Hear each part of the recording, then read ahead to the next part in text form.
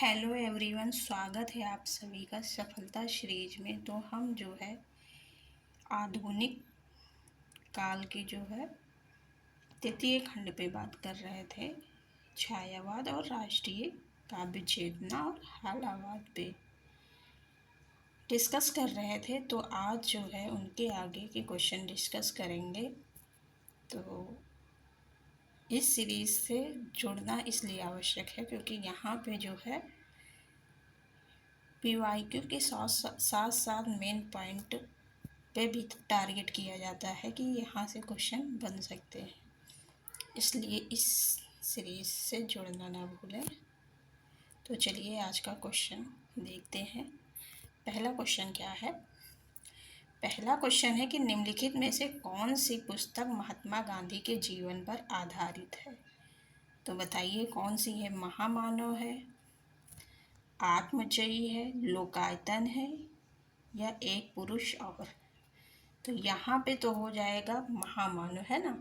महामानव महात्मा गांधी के जीवन से पर आधारित है,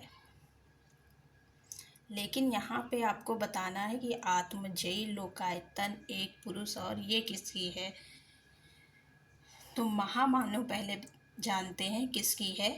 तो महामानव जो है ठाकुर प्रसाद सिंह द्वारा रचित है। यह एक प्रबंध काव्य है, ठीक है, महात्मा गांधी पर आधारित है। ठाकुर प्रसाद सिंह नवगीत विधा के प्रमुख कवि हैं, ये भी इम्पोर्टेंट पॉइंट है।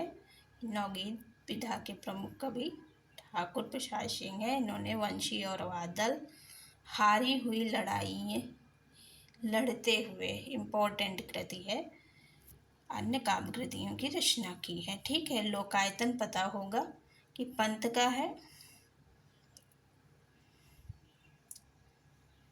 और इसका जो है विषय क्या है? भारतीय जीवन की स्वतंत्रता के पहले और बाद की कथा, है ना।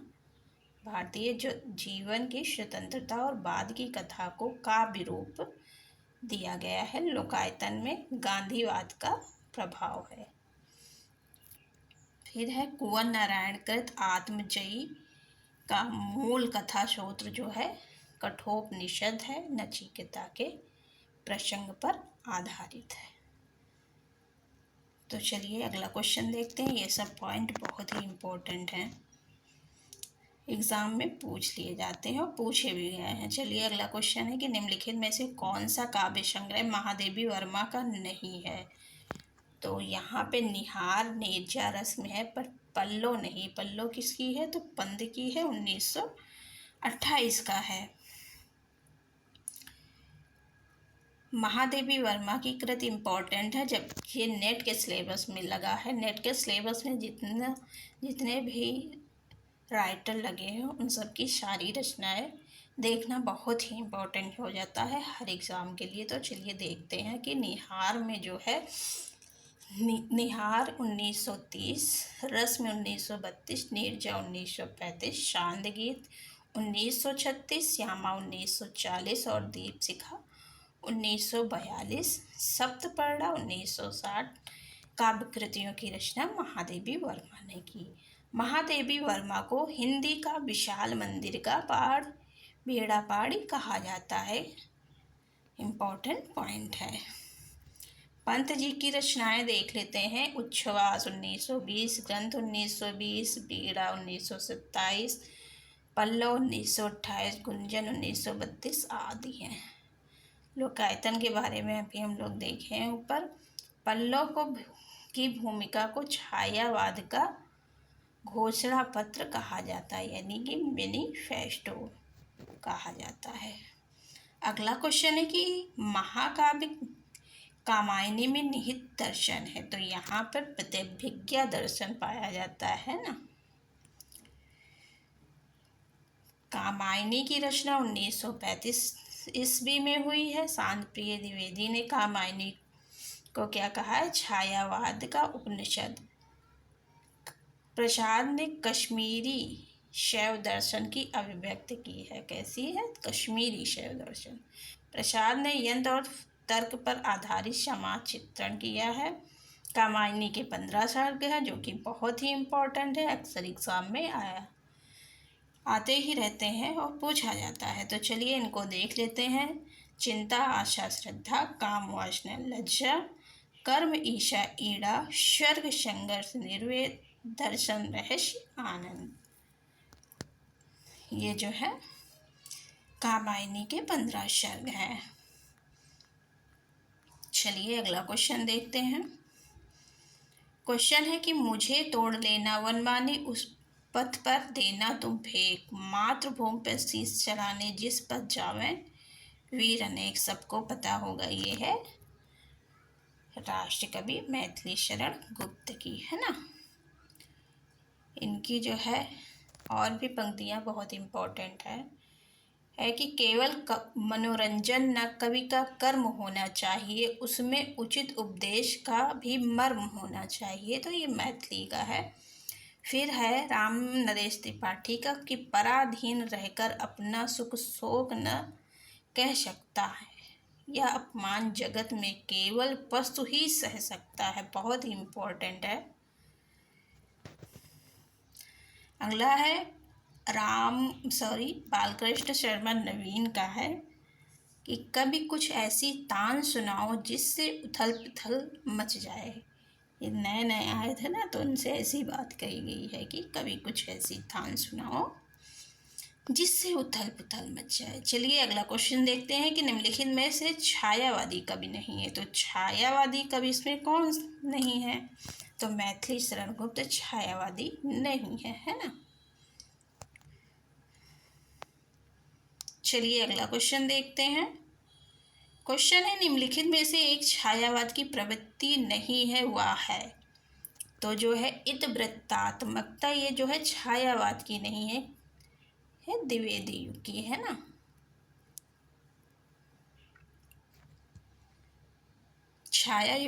छायावाद युग की प्रवृत्तियां देख लेते हैं। व्यक्ति स्वातंत्र का स्वर है, इसमें रूढ़ियों से मुक्ति है, प्राकृतिक स्पंदन है, गीतात्मक मधुर वेदना है, नारी विषयक नव्य धारणा है, योगीन सत्य और यथार्थ अभिव्यक्त, राष्ट्रीय एवं सांस्कृतिक चेतना, स्वच्छंद कल्पना का नवेश। राम की शक्ति पूजा का प्रकाशन वर्ष इसलिए इम्पोर्टेंट हो जाता है जो कि मेन कवि हैं उनके बारे में पूछ लिया जाता है। तो ये जो है राम की शक्ति पूजा इम्पोर्टेंट भी है। इसका प्रकाशन वर्ष 36 है। 1840 छंदों में प्रस्तुत लंबी कविता है, 15 दिनों की कठोर साधना में, है ना। 15 दिन लगे हैं इसको लिखने में, और जो है 1840 छंदों में प्रस्तुत लंबी कविता है। आलोचकों ने इसे बिच्छू छुड़ाने का मंत्र कहा है। इम्पोर्टेंट पॉइंट है कि किस रचना को आलोचकों ने बिच्छू छुड़ाने का मंत्र कहा है। तो वो है राम की शक्ति पूजा निराला की रचना, है ना। फिर है नामवर सिंह ने निराला को क्या कहा है? छंदों का गुरु। निराला को छंदों का गुरु किसने कहा है? तो वो है नामवर सिंह, है ना। फिर है रामविलास शर्मा के अनुसार निराला रूढ़ियों के प्रति विद्रोह और परिवर्तन के कवि हैं। ये भी इम्पोर्टेंट पॉइंट है। इनकी कृतियां हैं अनामिका 1923, परिमल 1930, गीत का 1936, चांद का अगली 1969, जूही की कली 1916, पंचवटी प्रसंग, और पंचवटी किसकी है? वो मैथिली शरण गुप्त की है। फिर है सरोज स्मृत 35, तुलसीदास 38, कुकुरमुत्ता 42। अगला क्वेश्चन है कि लोकायतन किस विधा की कृति है? तो लोकायतन जो है प्रबंध विधा की कृति है। लोकायतन जो है पंत का, है ना। पंत की पहली रचना पता होगा, किरजे का घंटा बार बार रिपीट करने से याद हो जाता है। लगभग चीज़ें इसमें से याद हो गई होंगी।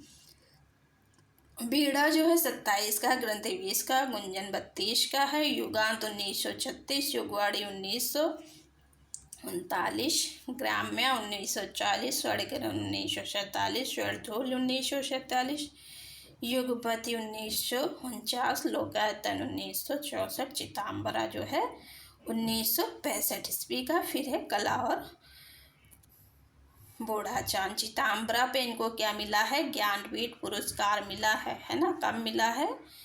68 में, 1900, है ना। फिर चलिए अगला क्वेश्चन देखते हैं।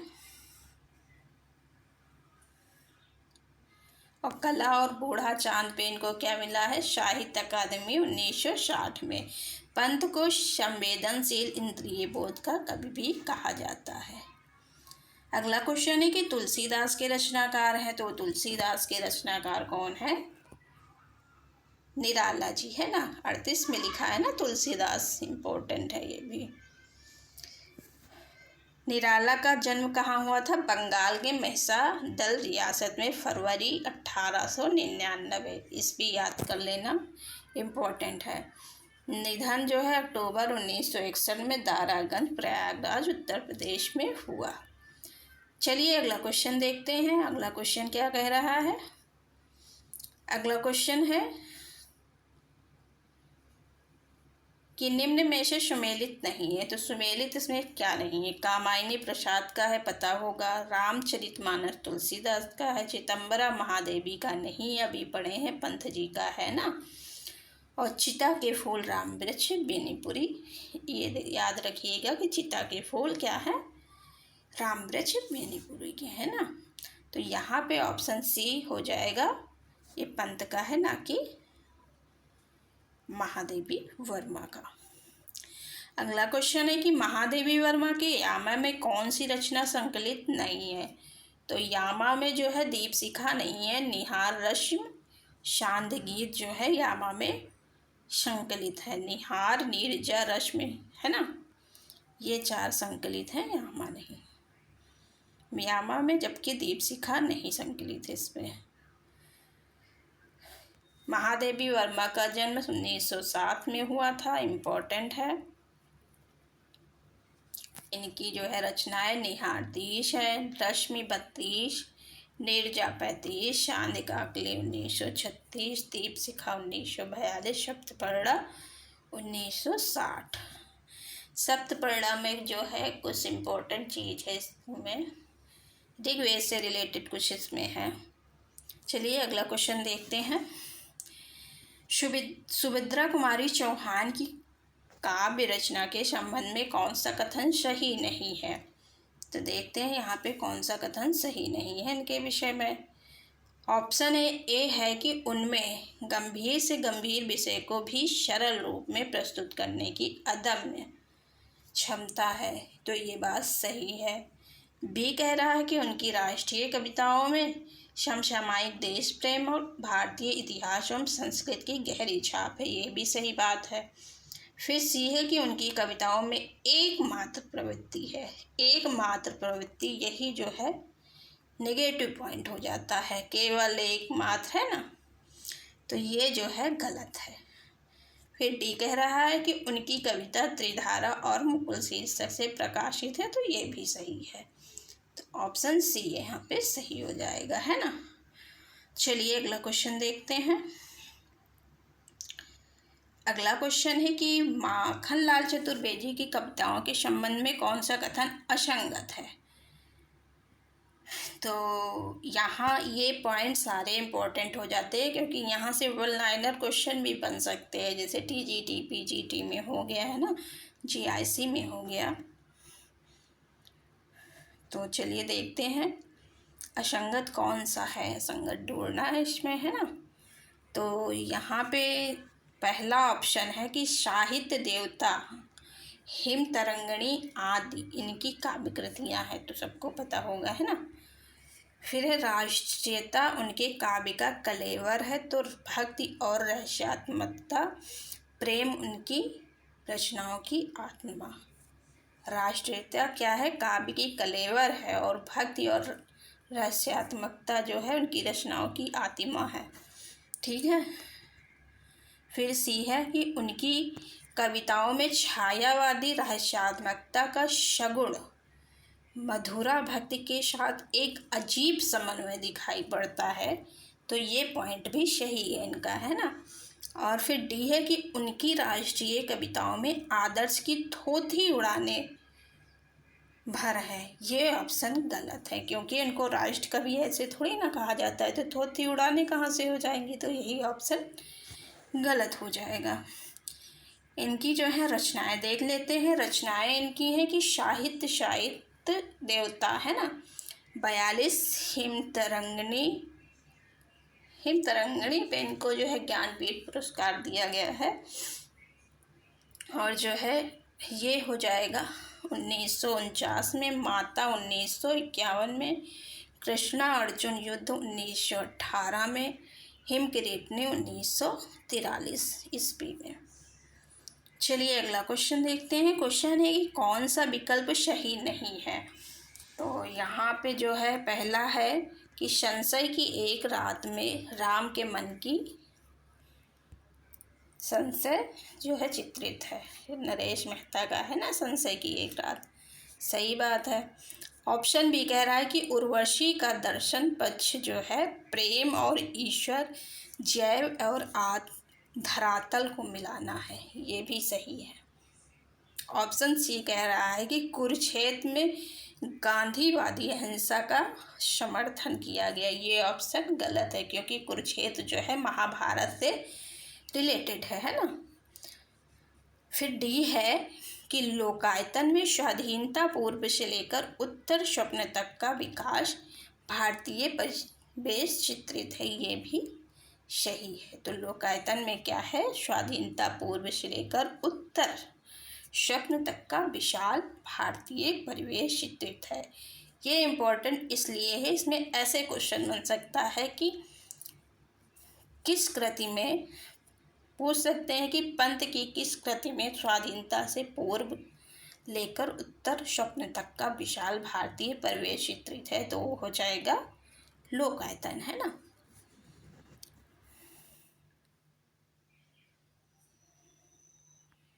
चलिए यहाँ कुछ इम्पोर्टेंट पॉइंट है, उनको देख लेते हैं। तो यहाँ पे दिया है कुरुक्षेत्र में गांधीवादी अहिंसा का समर्थन किया गया है, बिल्कुल गलत है ना।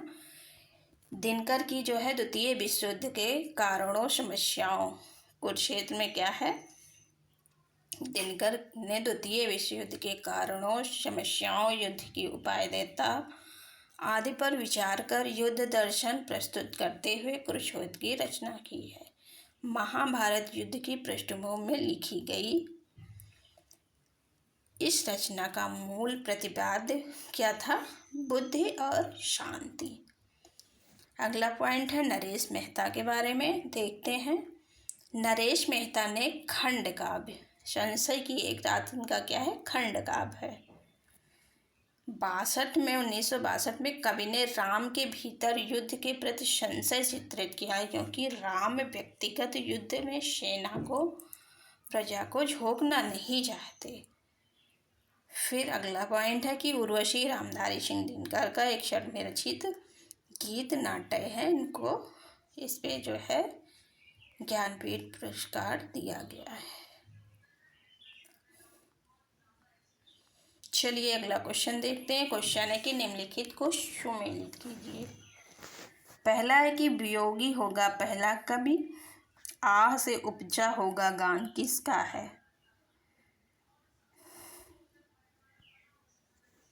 चलिए बताइए। तो ये है पंत का, है ना। ऑप्शन ए हो जाएगा, ए का हो जाएगा 4।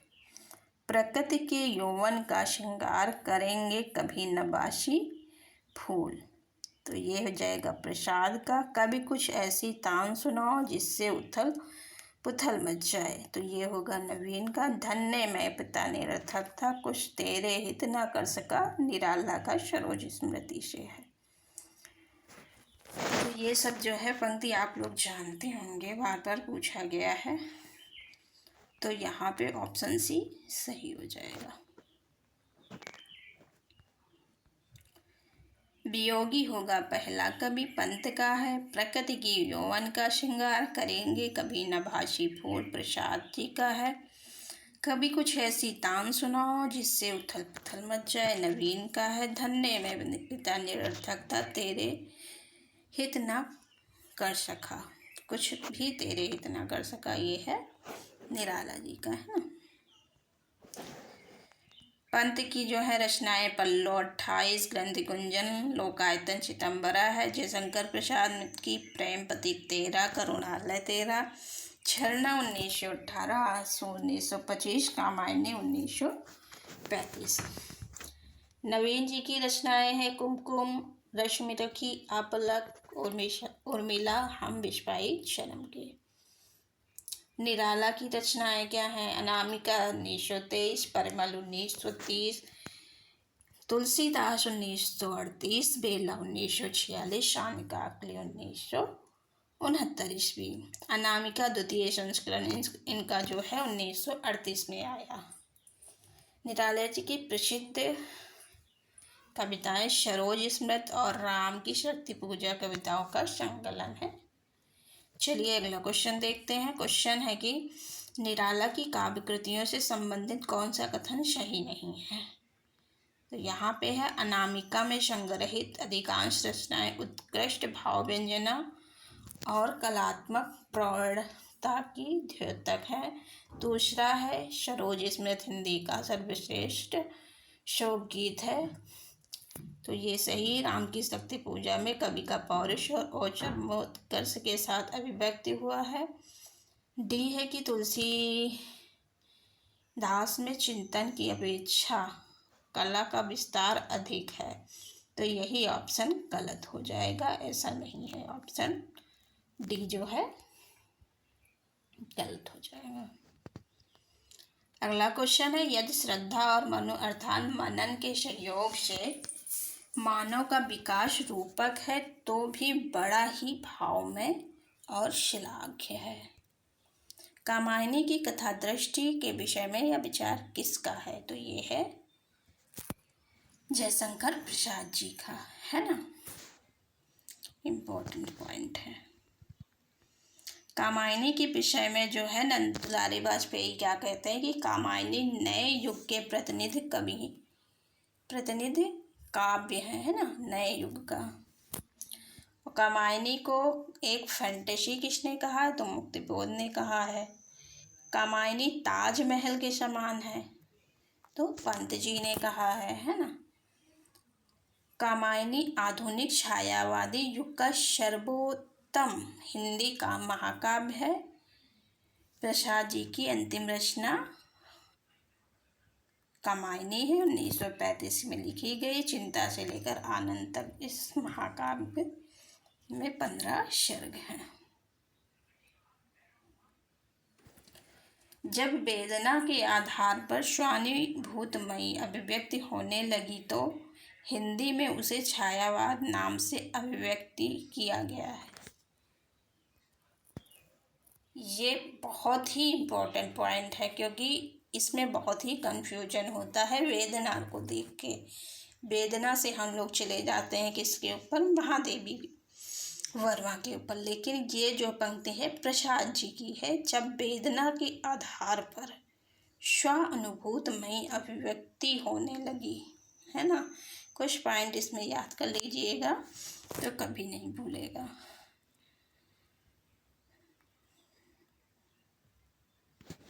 पंत ने छायावाद को चित्रभाषा पद्धति कहा है, तो नगेंद्र ने स्थूल के प्रति सूक्ष्म का विद्रोही छायावाद है कहा है।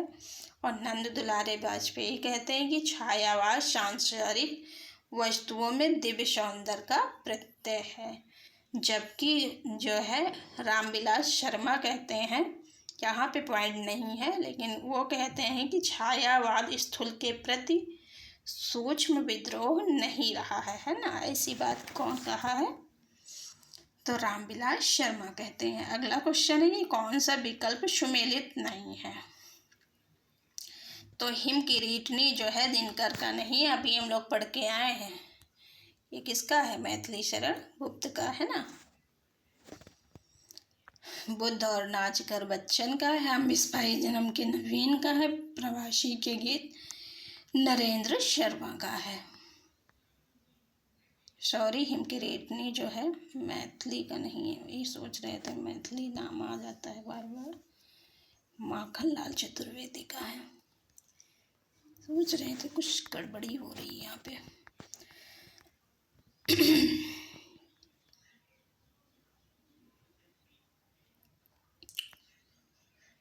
हिमकिरीटनी माखनलाल चतुर्वेदी की प्रमुख काव्य कृति है।